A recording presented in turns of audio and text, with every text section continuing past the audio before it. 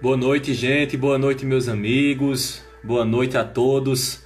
Sejam bem-vindos a mais uma live hoje maravilhosa, especial mesmo, onde vamos aí abordar junto com o nosso querido Felipe, né? O tema mediunidade em tempos de pandemia, onde nós vamos aí tratar do aspecto emocional do médium nessa caminhada de quarentena, né, que a gente tem passado. E a gente vai abordar alguns temas aqui bem interessantes que eu acho que vocês vão gostar muito, tá? Sejam muito bem-vindos, tá, pessoal? Eu vou abrir aqui a chamada para a gente fazer o contato com o Felipe, tá? E a gente começar as nossas reflexões da noite, tá bom? Sejam muito bem-vindos, um grande abraço para todos vocês. Aproveitem hoje da minha parte, que eu acho que vocês estão cansados de me ver aqui. Mas o Felipe, ele tem muito conhecimento, é um estudioso da espiritualidade e estará aí trazendo ótimos ensinamentos, reflexões para essa noite, tá? Então vou pedir para ele passar agora já a chamada. Ele já está aqui com a gente, o perfil dele, o médio iniciante. Felipe, manda a solicitação para a gente te colocar, tá bom? E vão entrando, pessoal, sejam bem-vindos, vão compartilhando, vão indicando aí para as pessoas, para que todo mundo possa participar dessa live hoje, tá? A primeira live que a gente fez com o Felipe, nós tivemos uma experiência maravilhosa, tá? E hoje não vai ser diferente, né? A gente vai realmente ter aí uma noite. Ai, mandou? Ah, tá aqui. Ah, desculpa. Vou colocar agora, tá? Vamos trazer o Felipe para cá. Bem-vindos. Que Deus abençoe a todos. Aproveitem, tá? Aproveitem mesmo.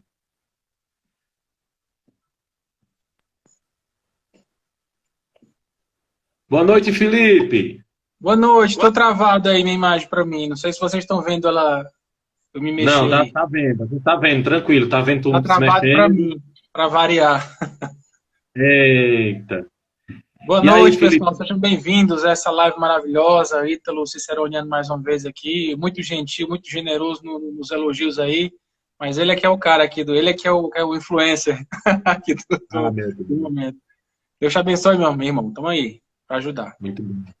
Vamos começar, tá, pessoal? Como sempre, a gente sempre inicia aqui as nossas lives com a prece, tá? Inicial e encerra com a prece final, tá? E aí eu vou pedir para Felipe, quer fazer a prece, Felipe? Vou fugir não, tá? Vamos fazer a prece, né? Então o Felipe vai Vamos fazer a sim. prece, tá, pessoal? E a gente começa os debates, tá bom? Vamos lá. Pai de infinito amor e bondade, nos reunimos nesse momento mais uma vez, pedindo que tuas bênçãos infinitas sejam derramadas sobre nós. Nos permita a capacidade de compreender o que aqui será falado, que cada um em casa possa receber essas palavras como um bálsamo curador, uma energia edificante a despertar o conhecimento, a paz, o equilíbrio, o aprendizado. Abençoa, Senhor, e cada um em seus lares. Abençoa essa live, esse aprendizado divino.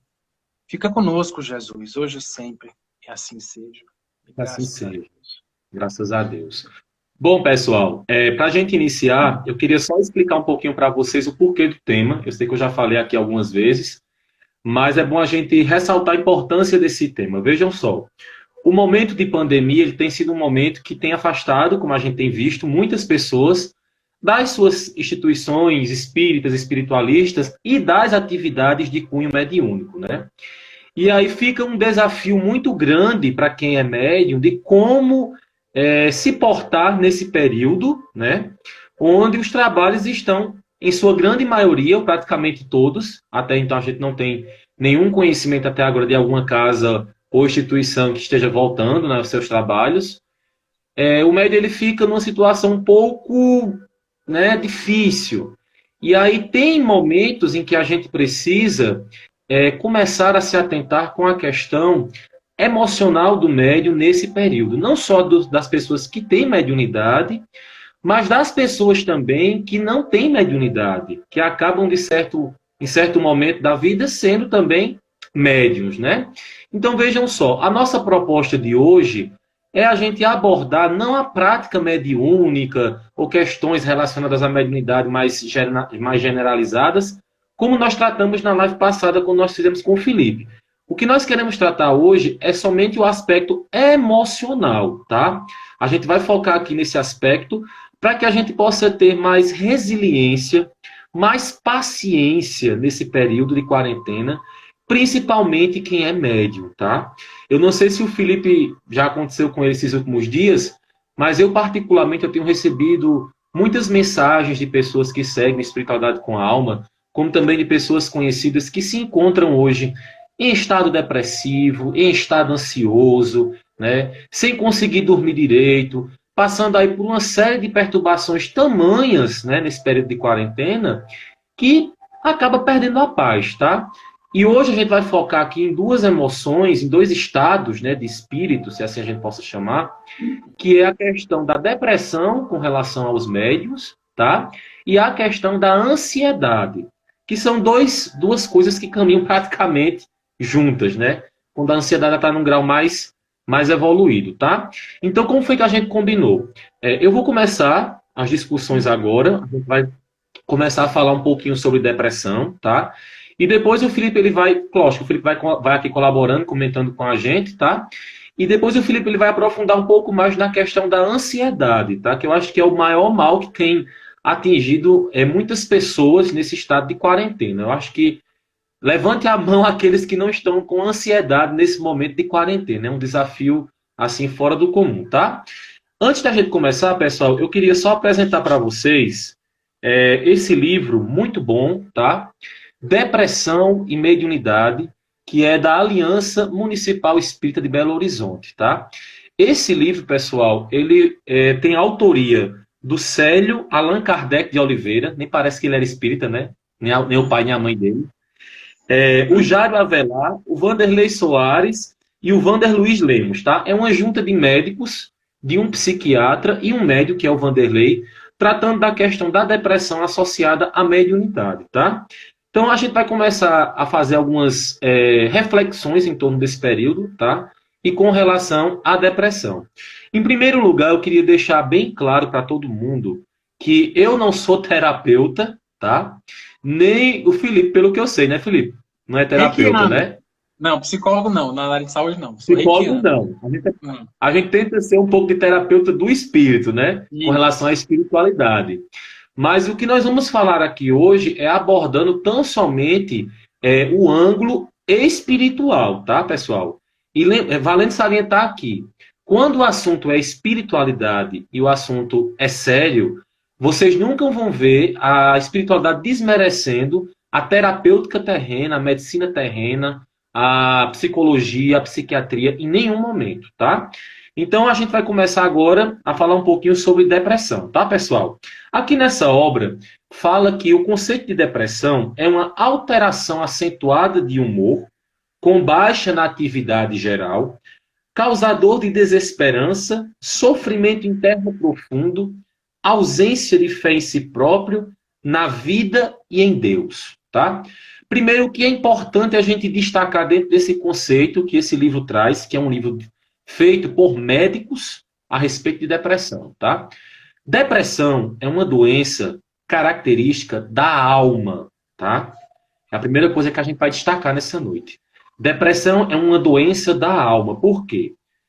Vamos pensar aqui um pouquinho. A depressão, ela parte da pessoa que está em quadro depressivo, tá? Muitas pessoas acabam generalizando a questão da depressão e colocando ela como uma influência espiritual, tá? Obsessiva. E aqui eu quero explicar para vocês por que eu estou falando isso. Vejam só. Quando a gente trata de influência espiritual obsessiva, é muito importante a gente saber que o obsessor ele só consegue fazer com a gente aquilo que há resquícios dentro do nosso campo mental. Quando não existe nenhum resquício no nosso campo mental, no nosso campo de convivência diária, há alguma influência que esse espírito queira fazer, ele não vai conseguir. Por exemplo, como é que um espírito consegue influenciar uma pessoa a ficar depressiva? Primeiro, ele tem que achar uma pessoa depressiva. E aí acentuar esse estado de tristeza e melancolia exagerada que é provocado pela depressão. Então vejam só. a gente tem que parar um pouco de generalizar a questão obsessiva e começar a compreender que o estado depressivo, ele parte primeiro da alma do ser encarnado, é uma doença da alma. E aí, quando você não dá a devida atenção a esse estado de conflito emocional, de falta de fé, de falta de crença em Deus, as influências obsessivas, elas começam a interagir nesse quadro, provocando aí uma aceleração nesse processo da depressão, onde ele vai tomar aí os altos graus de depressão, como a gente conhece, tá? Também tem uma frasezinha bem interessante aqui, que a gente, fazendo os estudos, a gente destacou, que é a seguinte: a depressão resulta de um comportamento anormal em que a perturbação maior está na afetividade. Olha que coisa interessante. A raiz mesmo da depressão, ela parte do contexto afetivo das pessoas, tá? E a gente tem visto muitas pessoas falarem ou até mesmo confundirem a depressão com outros estados de alma nesse período de quarentena, tá?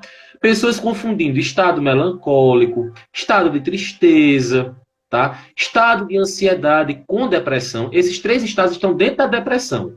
Mas o fato de você estar sentindo um desses estados não quer dizer que você está com depressão. Não é verdade, Felipe? Exatamente. E outra coisa, a depressão, acredito que não surja também nesse momento da pandemia, né? É algo que já vem, a pessoa já vem carregando aquilo, já vem com tratamento, já tem seu tratamento psicoterapêutico, medicamentoso, eu não sei. E esse processo de isolamento é que deve tornar mais duro, né, essa tristeza, porque não tem mais justificativa para sair, para ir para a rua, para trabalhar, para fazer uma compra, para passear, bater perna em shopping. É obrigado a ficar em casa, né? E agora, como lidar com essa depressão? Sendo que todo mundo que está em casa, o conselho é, saia, vai passear, vai para a rua, ver o céu, enfim. Né? Então, como lidar com isso nesse processo de estar em casa, de ter que estar em casa? Exatamente. E aí é destacado também aqui pelo Dr. Jairo, nessa obra, ele considera a depressão em três vertentes principais, tá? A tristeza, a melancolia e o desespero. E sobre ela, cada uma tem um conceito diferente que a gente pode identificar, tá? Porque as pessoas, às vezes, começam a se rotular depressivo sem estar em depressão, na verdade. Então, assim, eles trazem esses três conceitos que são bem interessantes, quando eles dizem assim, ó, vejam só. Sobre a tristeza, por exemplo, existem alguns pontos que você pode observar para você ver quando é tristeza e não depressão, tá? Quais seriam? Complexo de inferioridade, tá? Quando você está ali se colocando com julgamentos contra você, baixando a sua autoestima, se colocando como uma pessoa fracassada, tá? Ou até mesmo quando você está num estado de carência afetiva muito grande. Estado de carência afetiva, gente, tem gerado uma série de perturbação nas pessoas. Por isso que a gente sempre, quando está fazendo alguma live, a gente recomenda às pessoas a terapia com o psicólogo, a terapia com o psiquiatra. Porque, por mais que a gente tenha um conhecimento da espiritualidade, mas as duas associadas, fica melhor de você combater esse estado de desarmonia interna, que é a tristeza. Lembrando que a gente está falando aqui nesse momento de tristeza, tá? E aí, o que pode ser feito, né, para combater, primeiro, esse estado de tristeza, que é o que as pessoas mais têm passado, né, nesse estado de quarentena? O que a gente tem sugerido às pessoas? Primeiro, se desconecte um pouco da mídia, até porque a gente está vendo foco exagerado nesse período de pandemia. Um foco só em mortes, em caixões enterrados, em covas coletivas. E a gente, queira que não queira, com todo o conhecimento que a gente tem, a gente ainda guarda um resquício de morrer, né, Felipe? A gente ainda tem um certo... Chico Xavier tinha medo de morrer no avião, quem dirá nós, né? Pois é. Avalia a gente. Então, esse medo acaba gerando essa tristeza e as pessoas acabam dizendo que tudo vai se acabar, que a gente está passando por um fim, que está passando por um estado de juízo final, como eu vi já algumas pessoas hoje de manhã até falando, que acha que é o apocalipse, que Jesus está voltando. Enfim, uma série de coisas que a gente sabe que não condiz com a verdade espiritual, tá? Voltando para a segunda vertente, que é a melancolia, cabe mostrar para vocês que a gente tem uma mensagem no Evangelho segundo o Espiritismo só sobre a melancolia, tá? Falando o seguinte, que a melancolia é um estado que se rende à apatia no desânimo, vitimados de estranha anemia de ordem moral.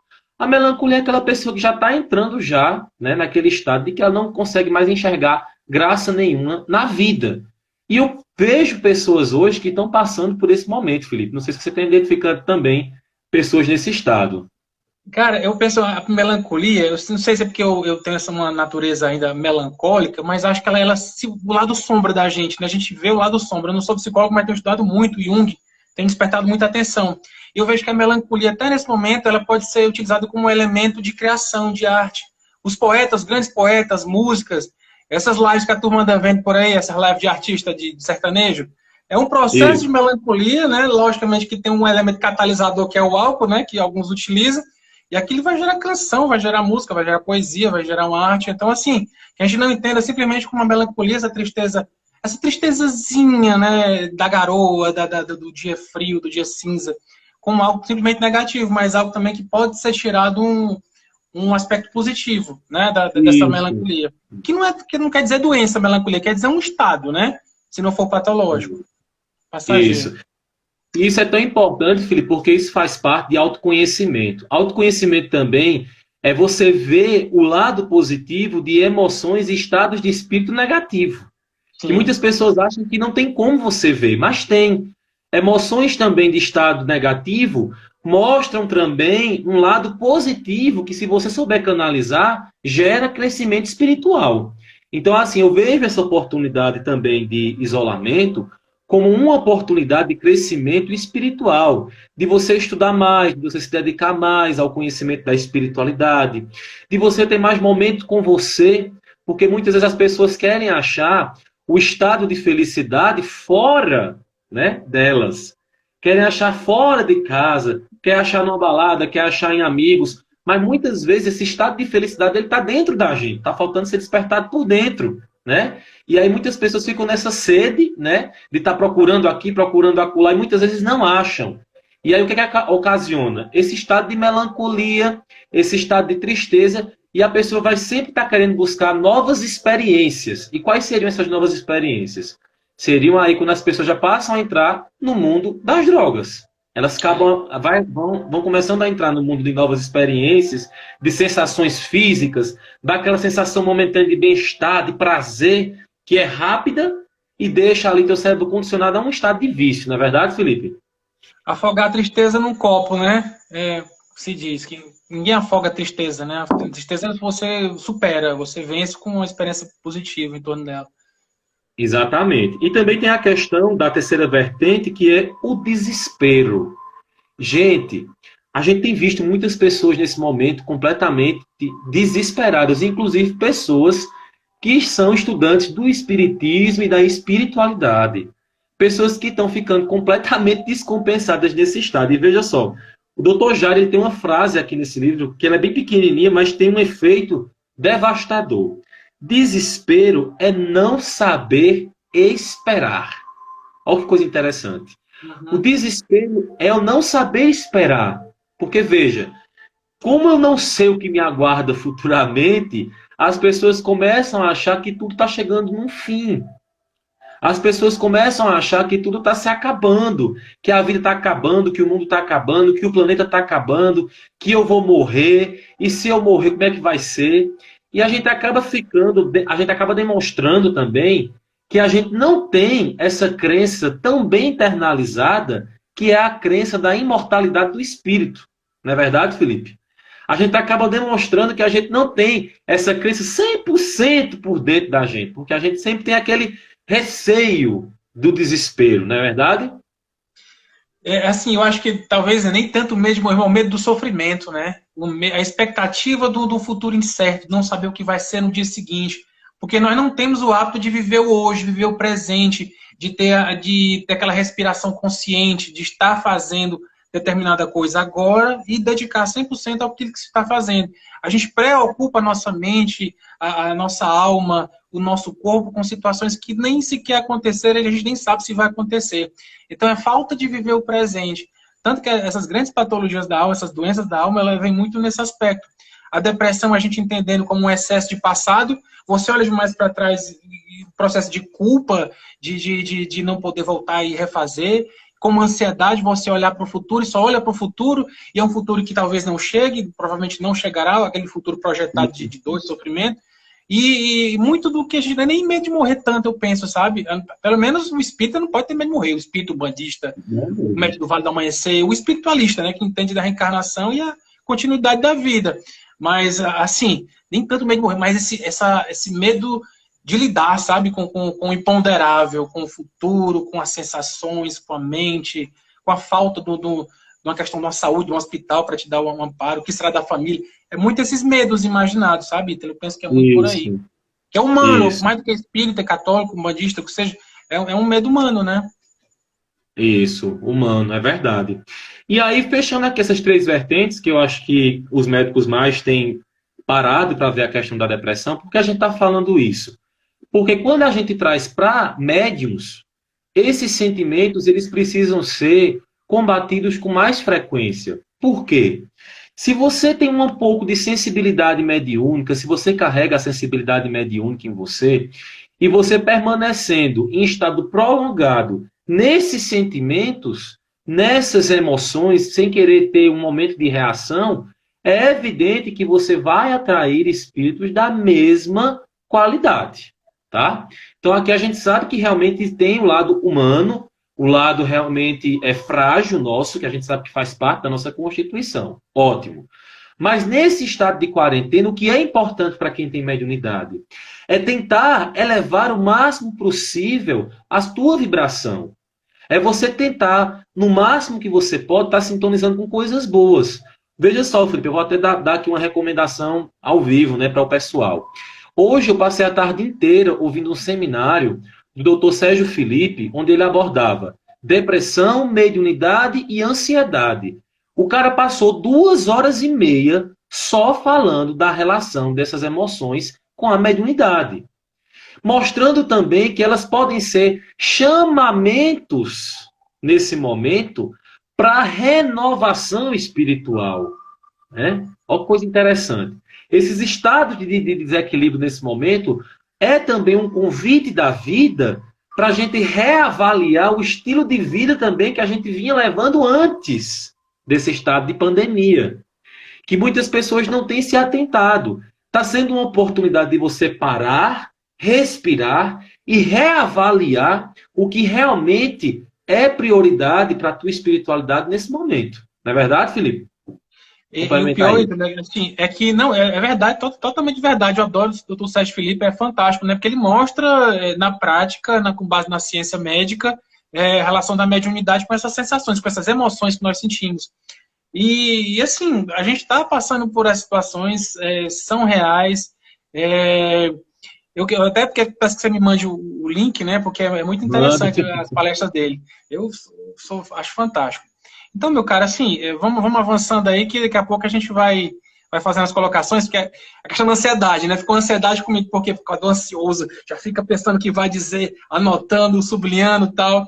Mas é uma ansiedade que já tá virando minha amiga, sabe? Então, vem cá, minha filha, deixa eu dar um carinho aqui, deixa pra se agoniar depois. Essa agonia é importante porque ela me move pra estar atento no hoje, no agora, né? Mas a gente tá trabalhando por isso aí. Vamos lá. Isso. Avance, meu amor. Vou avançar para a gente começar a entrar na parte aí do Felipe, tá? Mas eles também elencam aqui os mandamentos infalíveis da depressão, que a gente também tem visto algumas pessoas fazendo nesse estado de quarentena e a gente vê que não é bom. O primeiro é desistir de lutar.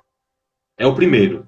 Quando a gente desiste de tudo, da vida, do emprego, das pessoas que a gente ama, da causa que a gente abraça, né? O segundo é o isolar-se, mas aí eu vou abrir um parênteses no isolar-se. O isolar-se nesse momento está sendo preciso por uma questão médica. Mas aí quando esse período também passar, é importante também que a gente saiba que hoje a tecnologia proporciona a gente não se isolar por completo, como a gente está fazendo agora. A gente pode muito bem, através de uma ligação pelo WhatsApp, através de um telefonema, através de uma mensagem pelo Facebook, através de uma videochamada, entrar em contato com as pessoas e não se isolar na sua totalidade, tá? O terceiro, construir ideias perturbadoras e concentrar-se nela. Cara, tem pessoas, eu conheço médiuns que estão praticamente sem utilizar os próprios pratos e colheres da casa com medo de se infectar pelo coronavírus. Meu Deus do céu, já é um processo obsessivo aí. Já... É obsessão, a gente tem que ver que isso já é um processo obsessivo. Uhum. Auto-obsessivo, de fora também. Total. Médios com medo de... Médios que botam na cabeça, mas se o coronavírus estiver no meu plano reencarnatório, eu vou morrer. Aí começa a se desesperar. Ou seja, ele constrói uma ideia. Isso é engraçado, mas é uma verdade. Isso é um assunto sério, gente. O médio ele já começa a ter uma criação de uma ideia perturbadora de uma situação que ele não sabe nem se vai acontecer com ele, mas ele já está se colocando no estado de desequilíbrio, tá? O quarto é o evitar o bom humor.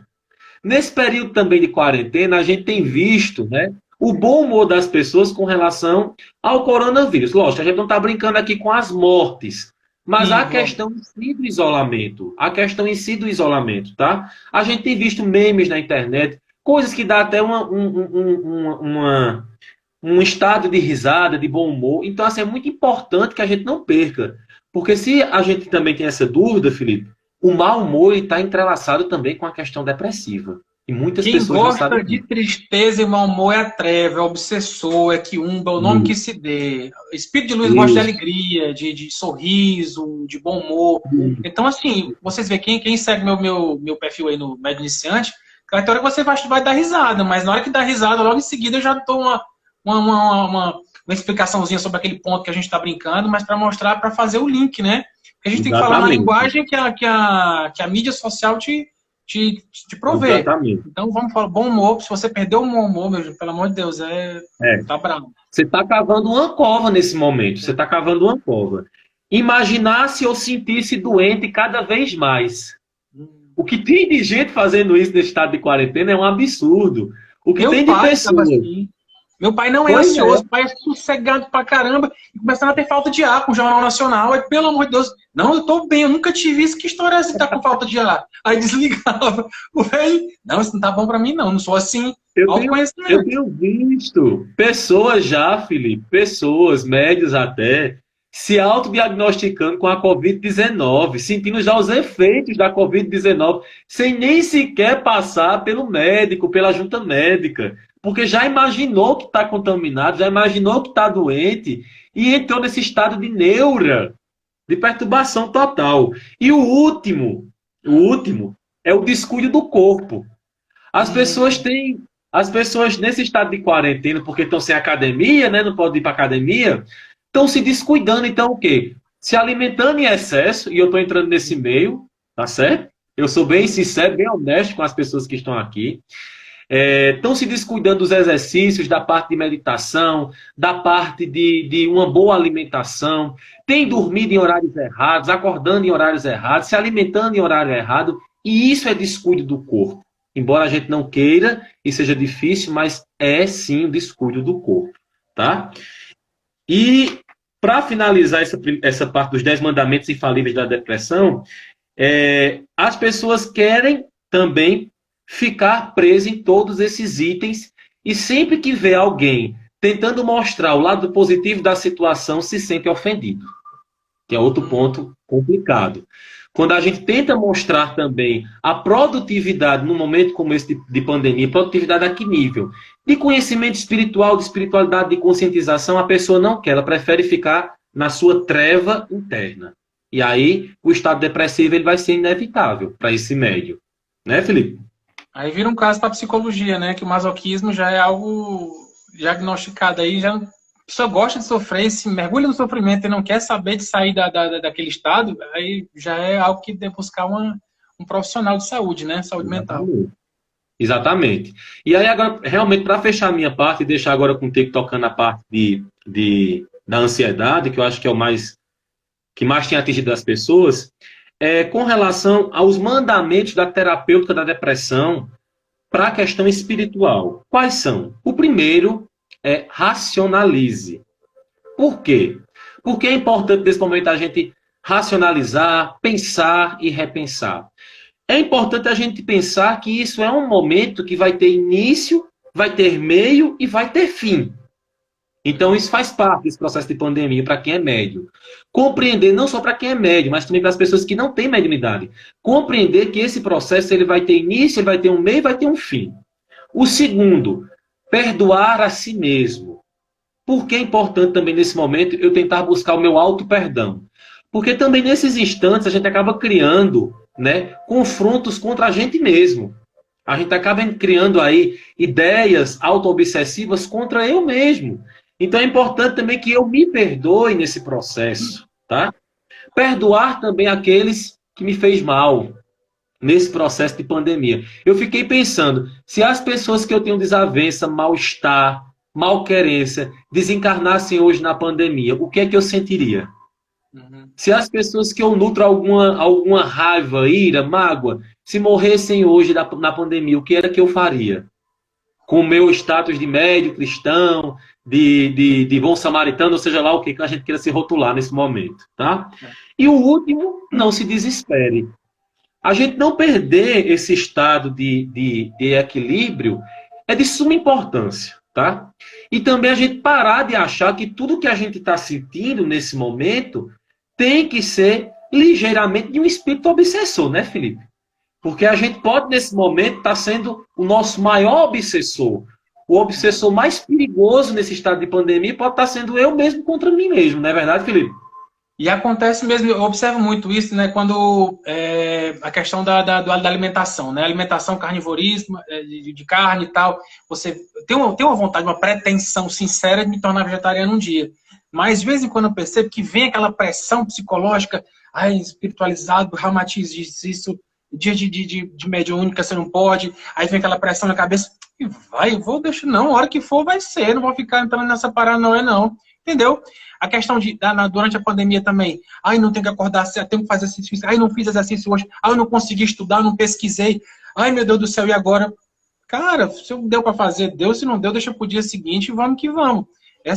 Senão a gente pira, tem que entrar no processo de autocura, como você falou, de autorrespeito, entender seus limites, de cada um ter um momento certo de evoluir, dar um passo adiante para determinado aprendizado, o novo hábito, mas aí tem que ser algo que te motive, mas te motive com felicidade, com alegria, você fazendo aquilo porque tem que ser feito, é bom para você, não porque vem uma pressão psicológica interna, né? Uma autossabotagem.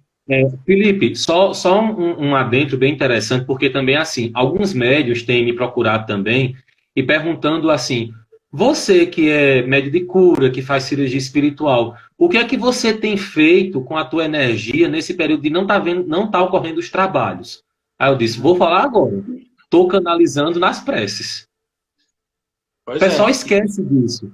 É interessante como os médios esquecem disso. O bom médium, ele tem que compreender que a melhor forma dele canalizar as energias nesse momento, que ficam ali congestionadas, é lógico que não vai ser da mesma forma quando você está no trabalho mediúnico, mas é uma válvula de escape para esse momento.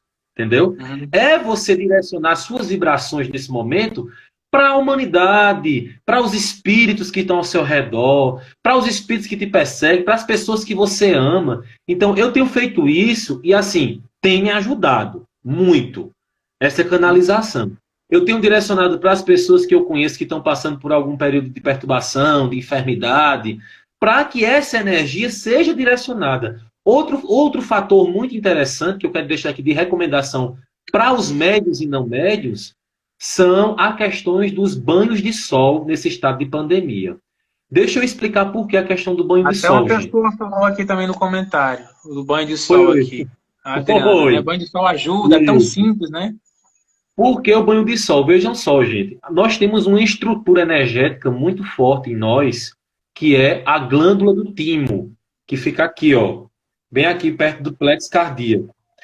A glândula do timo, ela é a glândula da saúde e da felicidade. Isso é rotulado tanto pelos médicos terrenos como pelos médicos espirituais. E quando você está ali tomando banho de sol, de preferência quem é homem, com essa parte desnuda, a parte do timo direcionada para o sol, você começa a absorver as propriedades do sol naquele momento. e ele começa a ativar o bom funcionamento do timo. E o timo, ele funcionando corretamente, ele começa a espalhar a sensação de tranquilidade e paz para os demais plexos. Quem estuda medicina espiritual sabe disso com maior profundidade. Eu estou aqui falando resumidamente porque a glândula do timo é um assunto muito profundo, se a gente for adentrar, e toma tempo. Mas, assim, são essas duas recomendações que eu deixo muito para as pessoas nesse momento de pandemia, para os médicos, para o combate até da depressão mesmo. O banho de sol para ativar a glândula do timo, para você ter aí um bom resultado, tá? E a questão das preces direcionadas para as pessoas que você já conhece que estão precisando, tá? Beleza, pessoal? Felipe, vou te passar o bastão agora, viu? Vamos lá, beleza. Peguei aqui, que o tempo já estamos com 23 minutos para acabar a live, essa nossa hora, né? Porque agora eu tô ficando sabido. Eu liguei aqui um timer que fica dando para a gente não ficar naquele susto, né? No Instagram. 30 segundos e a gente tem que correr, né? Agora não, tá mais ou menos ali manejado. Seguinte, falar sobre ansiedade. Quando a gente conversou, né, Ítalo? A ideia era a gente falar os sintomas, as sensações, as emoções sentidas durante a pandemia, especialmente por quem é médium. E especialmente porque é médium, por quê? Porque o médium, ele tem uma sensibilidade muito maior do que as pessoas normais, né? Porque nós somos meio que anormais, porque temos essa sensibilidade muito aflorada. Segundo conta Ramatiz, né, temos uma chamada teletérica, que é uma tela de proteção no nosso corpo espiritual que nos separa do corpo físico. Então, ela tanto nos impede de receber toda a sorte de assédios que possam vir, as energias deletérias, como nos impede de ver, de absorver, de entender esse mundo maior que está obscurecido diante de nós. Então, parece que o médium tem essa tela mais esgarçada, a trama dela é mais aberta, então nós sentimos com mais intensidade. Então, assim, dentro dessas situações que nós suportamos, especialmente agora na questão do confinamento, é lidar com nós mesmos, é olhar para dentro de si e você é obrigado, né? Porque não tem mais distração lá fora, distração de ir para a rua, passear, um churrasquinho na esquina, o que seja. A gente, de fato, tem que se entender. E se você esperou a vida toda para se entender agora, é mais complicado, mas não é impossível, não. Tem que aproveitar a oportunidade. Assim, então vamos falar de ansiedade, né? Não gosto de trabalhar com conceito muito, não, mas é bom de sentir para contextualizar. Ansiedade, o que é? É um medo e uma expectativa exagerada no futuro, que sequer sabe se vai acontecer. Expectativa, ela é normal para a gente. Eu estava com expectativa, né, ansiedade de participar da live, agora de noite, né? Mas isso é normal. Não é patológico. Ela passa a ser patológico quando você vivencia exageradamente aquela sensação, ela passa por um processo de medo. O que é o medo? O medo seria esse reflexo comportamental diante de um risco, diante de um perigo. Tanto esse perigo pode ser real, como esse perigo pode ser imaginado. Então, essa ansiedade que gera um medo diante de um perigo imaginado, que tem os picos, né, que é o chamado a síndrome do pânico, essa que é algo que é mais doloroso para quem sofre de ansiedade, para quem já vem tratando. Entendendo também, logicamente, que é uma doença da alma, assim como a depressão, a questão da ansiedade. Eu até pouco tempo atrás, eu achava, não, é tudo culpa de obsessor. Eu estou bonzinho aqui, estou com saúde, estou pagando minhas contas. E ansiedade, que ansiedade é essa? Não, só pode ser o capiroto aqui, soprando no meu ouvido e passando sensações desagradáveis. Mas não, a gente tem que entender, através de um processo de autoconhecimento, um exercício de autoconhecimento, que nós somos espíritos enfermos. Tanto que a gente está encarnado na Terra justamente porque somos devedores, temos resgates a fazer uns com os outros, encarnados e desencarnados. Então, assim, o que acontece o ansioso, ele, se for médium, a espiritualidade sabe onde é que o calo aperta, onde mais dói. Eu digo os nossos inimigos, nossos assediadores. Porque enquanto espíritos imortais, carregamos uma história nem sempre bonita, né? Então, esses que hoje estão na erradicidade, estão invisíveis aos nossos olhos, eles se aproveitam, né? Vê que nós estamos num processo reencarnatório, que temos uma vida mais ou menos... Estamos avançando no processo evolutivo e eles não. Acham que Deus é injusto, que Deus não puniu satisfatoriamente aquele que foi o causador de tantos males do passado. Então, eles vão para cima com tudo da gente. E eu acho que essa sensibilidade maior, nossa, uma tendência à depressão, ansiedade, borderline, bipolaridade, ela veio meio, de fato, para que o médium nessa condição, para que o ser humano não fique estacionado na ignorância, não se estacione na mesmice, na acomodação, para que a gente passe a buscar a cura da nossa alma. E é Isso. engraçado também que muitos de nós, quando vai buscar essa cura, atira para todo lado, né? Porque a gente quer ficar bom. Eu não sei se já passou por algum incidente desse, Ítalo? Da ansiedade, uma depressão. Ah, muito. Eu sou ansioso de carteira assinada ainda estou nesse combate comigo mesmo, mas quem me ajuda muito nessa questão da ansiedade, geralmente são os pretos velhos. Quando eu sinto mais aproximação deles, eles têm uma terapêutica de calma, né? No momento que eu estou assim no pico mesmo, eu sinto, né, a presença deles, que na verdade eu tenho dois pretos velhos trabalhando comigo, um preto velho e uma preta velha, que é Pai Tomé de Aruanda e Vó Maria Conga, né? Quando eu sinto, como eu senti hoje na tarde, hoje à tarde eu senti a presença deles, depois de umas vibrações que eu estava fazendo nos evangelhos, para dar aquela respirada, né? Aí acalma, né? Mas assim, eu sei que esse processo de ansiedade ainda é falta de autoconhecimento sobre mim mesmo. Que a gente tem sombra, cara. Assim, eu estou começando a estudar psicologia, tá cheio de psicólogo aí. Eu já vi que tem uns outros perguntando se a alma é a psique. Não cheguei nessa matéria ainda. Tenho que me matricular primeiro. Eu vou ter que terminar de pagar minha casa, emprestar minha casa, depois eu vou fazer a faculdade de psicologia. Já está no projeto, está anotado, está nos planos. Mas enquanto isso eu vou estudando Jung, pegando um livrinho de 500 páginas, né, os arquétipos do inconsciente coletivo. E vamos que vamos nessa área. Então, sim, são as nossas sombras. A sombra é um arquétipo. E a gente precisa olhar para ela. E essa sombra ela vai aparecer nas situações do dia a dia. Ela vai se mostrar para o consciente num fato, num gatilho, chamados gatilhos, né? Quais são os gatilhos? É um acidente, é uma discussão familiar, o gatilho é um isolamento social, pode ser um gatilho de uma ansiedade que você sequer sabia que tinha. Assim, então vai surgir isso. E quanto mais a pessoa é fragilizada emocionalmente, mais vai doer para ela e mais vai ser difícil sair de uma situação dessa.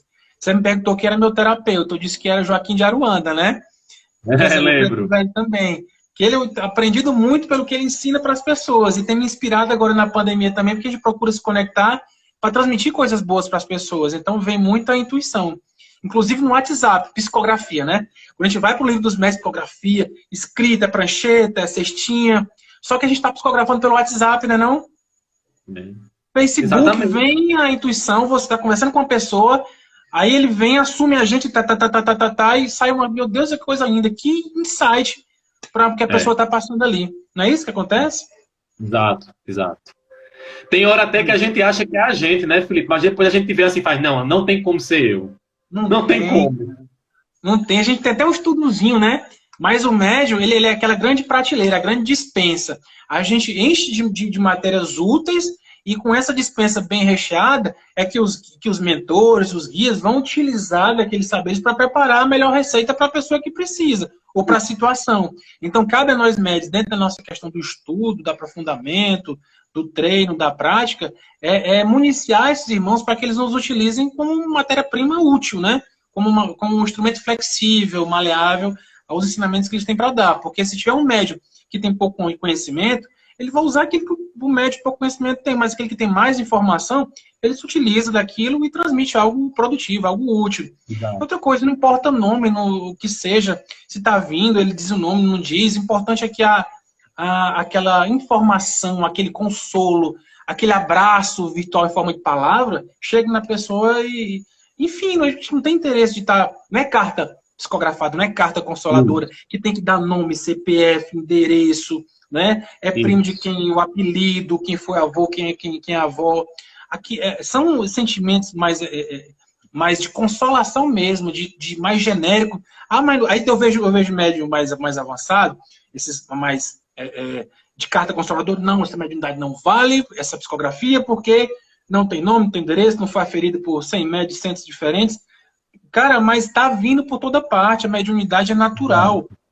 É uma condição humana que chega para todas as pessoas e é democrática, ela não só fica dentro do médium bambambam aqui e acolá, vai vindo e você tem que compartilhar, porque você é um canal da luz de Deus. A gente se coloca como instrumento maleável. Tanto que toda noite eu rezo, peço a Deus, antes de dormir, porque eu sei que a gente vai dobrar para algum lugar, né? Aí eu disse, Pai, seja feita a tua vontade, que o Senhor me utilize, me leve, nem que seja para varrer o umbral, mas eu estou aqui para trabalhar. Tô aqui para servir, pode me levar. Cara, eu fecho os olhos, bufa, apago. Só acordo no dia seguinte, graças a Deus. A minha estratégia para dormir bem tem sido essa. Acordar num horário mais ou menos igual todo dia, cedo. e dormir também no horário mais ou menos assim, me colocando para trabalhar. Então, assim, tem dado muito certo. Até para trabalhar a ansiedade dá legal, para não ficar, ai, será que eu vou dormir? Será que eu vou ter insônia? Não. Eu entrego, pai, tô aqui. Se quiser me levar, eu tô no ponto, né? E assim tem dado certo.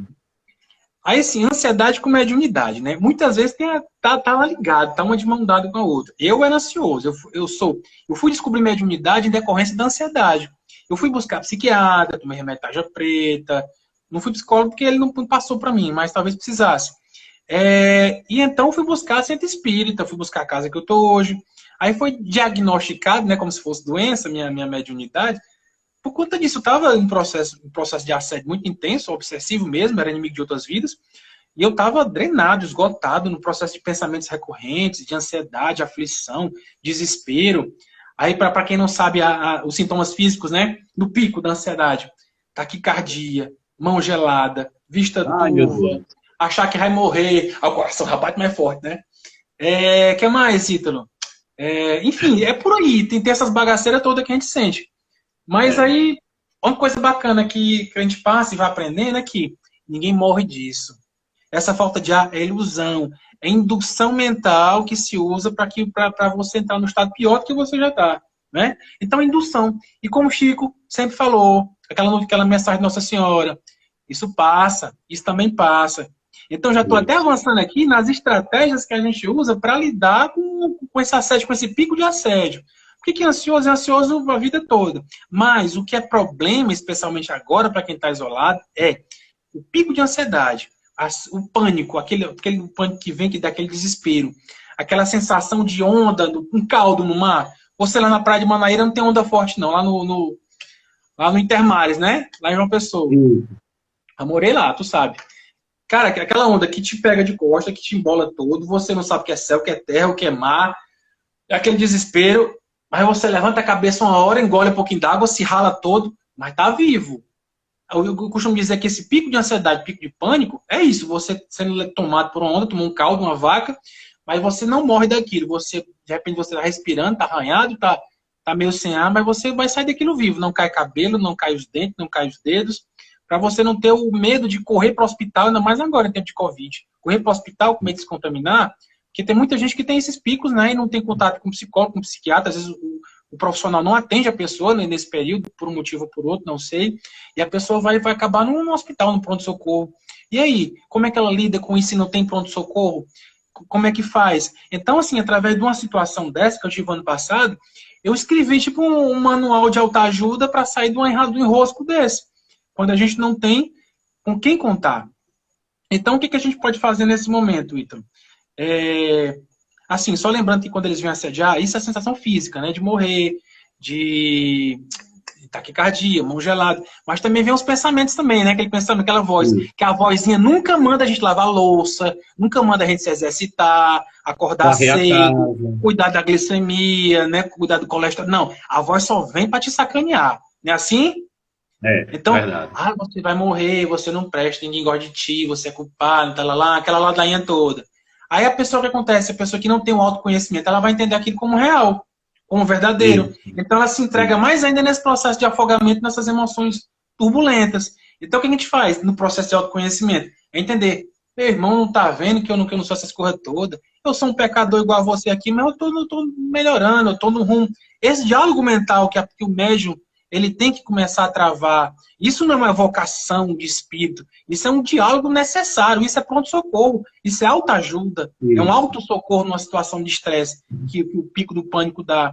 Então, esses pensamentos, eles ficam botando mesmo caraminhola para você fazer besteira, para se mutilar, para se destruir, para procurar uma corda. Eles botam cheiro de bebida também, às vezes, na pessoa, no médio olfativo, para buscar uma bebida alcoólica para a pessoa afogar a tristeza, afogar o pânico, para sair daquela situação, sendo que piora, que você fica mais sujeito à influenciação negativa, né? Então tem algumas estratégias que eu usei, inclusive tá lá no blog nosso, né? Que eu coloquei. Primeira coisa, entender que é só um pico, ali vai e volta, ali vai e vai acabar rápido, mas ali é um baque energético muito forte, o assédio ele vem com muita intensidade, de fato para desestabilizar. Então você já sabendo que tem isso, já percebe, opa, estão aqui. Seja bem-vindo, meus irmãos. A paz de Cristo, nosso Senhor Jesus Cristo, nos receba a todos. evoque o nome de Deus, o nome de Jesus, dos santos, dos seus guias, dos orixás, da espiritualidade amiga que você se afiniza, e já traga para perto. Né? Chame, evoque, o nome de Deus sempre. Kardec sempre fala lá, toda manifestação mediúnica você evoca o nome de Deus para garantir o amparo. Então você chama. Entenda que vai passar, é só um pico. Eles jogam a semente ali, se você pegar, lascou. Você não pode dar combustível não pode dar combustível para aquela ignição inicial. É uma ignição, você não pode dar corda para aquilo ali. Então é um processo. Primeiro, evoque, eita, chegou o pânico, aí o coração, vocês já conhecem os sintomas. Evoca o nome de Deus, o nome de Jesus, dos seus guias espirituais que você tem afinidade, e chama para perto. Respira pausadamente, profunda, faz umas 10 respirações. Vai, segura, solta devagarinho. Você já viu aquele meme do peixinho no mar? Já. Pois é fantástico, eu testei. Não passei por pico, não passei por pânico, não, mas eu fui ver se era legal mesmo. Mas, cara, é tão bacana. Você vai, o peixe vai. Aí segura. Aí tem um barulhinho. Aquilo é tão legal. O peixinho, se você tiver o peixinho, grave o peixinho. Quem é ansioso, grave o peixinho, porque na hora do aperreio você bota o peixinho pra te animar. Outra Felipe, coisa. deixa eu contar só um caso aqui rapidinho. Por ansiedade, né? Uma certa vez eu fui parar no hospital daqui de Campina Grande, no João 23, que é um hospital só de pessoas que têm problemas cardíacos. Como foi que aconteceu? Eu estava indo participar de um estudo na Sociedade Espírita Joana de Ângeles, que era a SEJA, né? Uma casa enorme aqui de Campina Grande que faz muito estudo. E na época eu estava participando de um estudo do Manuel Flamengo de Miranda, né? E eu tinha que pegar ônibus. O ônibus saía daqui do meu bairro e ia para o bairro da Seja, que era praticamente do outro lado da cidade. E quando eu desci do ônibus, me deu uma crise de ansiedade na hora, na porta do centro. Eu fiquei louco, olhei para um lado, olhei para o outro, não tinha ninguém perto de mim, e deu aquela dor no peito, puxando para o braço. Aí eu tô infartando, meu Deus do céu. Me sentei na beira do asfalto, na frente do centro. O motorista do ônibus perguntou assim: o que é que você está sentindo? Esse moço me leva para o hospital que eu estou infartando. Tô infartando. E cheguei no hospital e a dor infartando. Para variar. Quando chegou lá, o médico olhou, pressão normal. Batimento cardíaco acelerado por conta da ansiedade. E eu tô infartando. O médico disse: ó, o que você teve foi um pico de ansiedade. Só isso. E foi muito engraçado porque, assim, isso foi no sábado, né? Na terça-feira, eu participava de um trabalho mediúnico na casa que eu participava.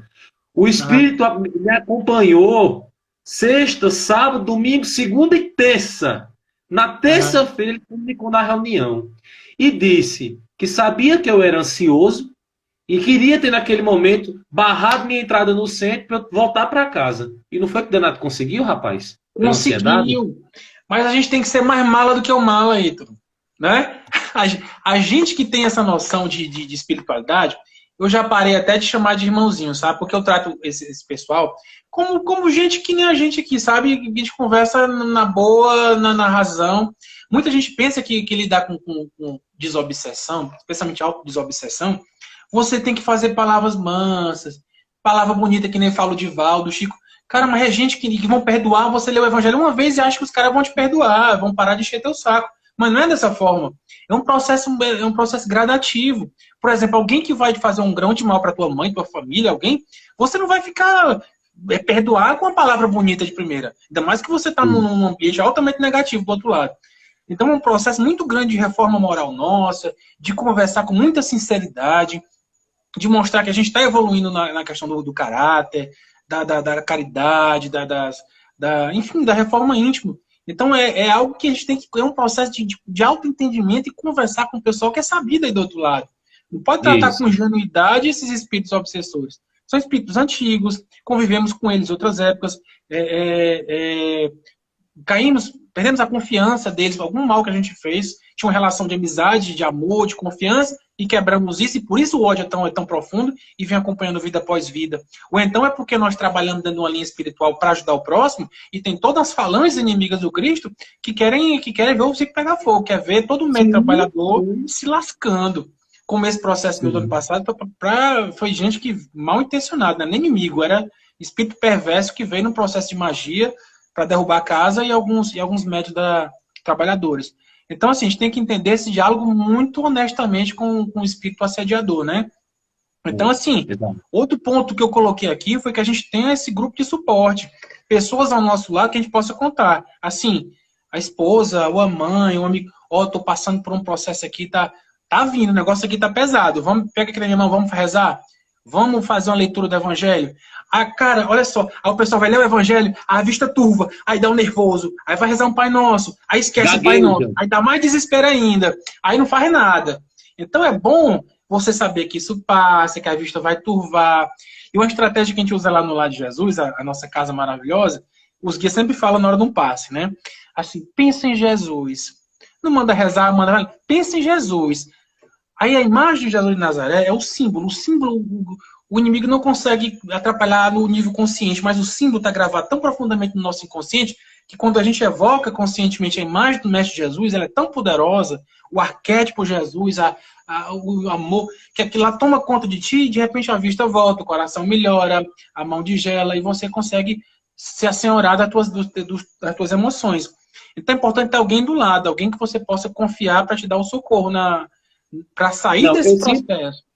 Eu sempre digo assim, que quem tem mediunidade tem que namorar e casar com uma pessoa que também tenha um pouco de entendimento sobre isso. Sim. Porque não é fácil. Você precisa ter uma pessoa que tem que te dar suporte nesse momento.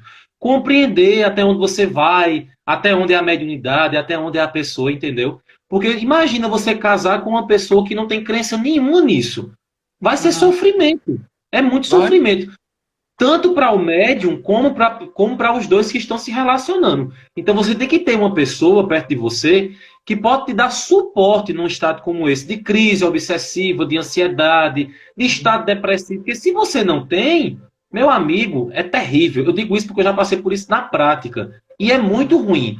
Completamente diferente quando você já tem uma pessoa que já tem, assim, às vezes nem tem um conhecimento profundo, mas entende e compreende a espiritualidade. Aí já é muito bom. Porque média é bicho complicado, né? Uma hora tá zangado, outra hora tá feliz. Parece quase um borderline. Porque o borderline é diferente do... É quase, porque uma hora você tá muito feliz, outra hora você tá chateado.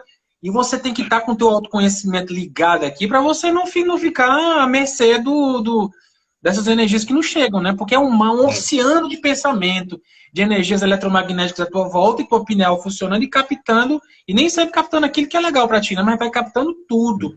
Aí é que nem eu lembro do Super-Homem, quando era menino, aí começar a ouvir tudo e ouvir tudo, e fica aquela bagunça toda, mas ele vai educando os sentidos dele. Então o médium tem que passar por um processo de autoeducação, educar os teus sentidos. E procurar o suporte tanto da psicologia, da psiquiatria, porque essa é uma condição natural nossa, se você vir que está atrapalhando a tua vida, e buscar paralelamente o tratamento espiritual, seja na casa que você tem mais afinidade. Ah, mas não, a Umbanda vai bagunçar tudo, porque a Umbanda vai mexer com a mediunidade, porque tem muito espírito, infelizmente, aí, nós vamos por roda de conhecimento, que acha que rotula sem conhecer, ou que tem preconceito por conta de experiências negativas passadas e projeta isso nas outras pessoas. Então, cada linha espiritualista tem uma forma de lidar com a espiritualidade. E quem é médium, que está no pico, é muito complicado para ele passar 6 anos no estudo de ES, de mediúnica 1, 2, 3, para só depois disso tudo é que ele vai ter contato com os espíritos, sendo que ele já é um canal que está ali fluorescente, que precisa dar vazão a toda essa energia que ele tem canalizada. Então, é algo para ser repensado. Eu não tenho fórmulas para dizer, mas é algo que as casas devem...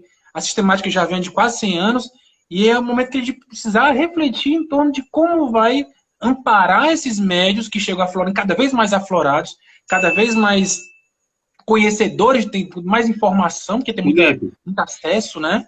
Felipe, a live vai encerrar agora, tá? Mas a gente vai voltar. Vamos voltar? Sim. Não acabei aqui também, não. Então, vai finalizar agora, tá, pessoal? Mas a gente vai voltar, porque já completou 1 hora de live, tá? Então a gente vai voltar. Vai finalizar agora daqui a 10 segundos, tá? Mas a gente volta. Então fique aí, não sai daí, que o bate-papo tá muito bom. E tem alguns pontos que eu quero... Não vão ver live de sertanejo.